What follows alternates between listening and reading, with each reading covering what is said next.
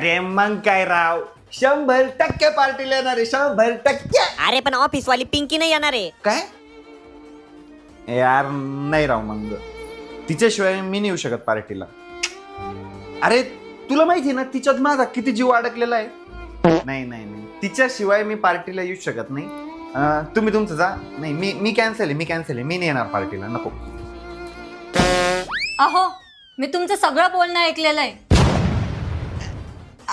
पण ऐकून तर घे.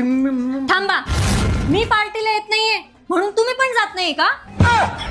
हा मग तू नाही म्हणून मी पार्टी कॅन्सल करतोय. अहो, तिथे सगळे मुलं असणार आहे, मी काय करू त्या पार्टीला येऊन? तुम्ही जा ना.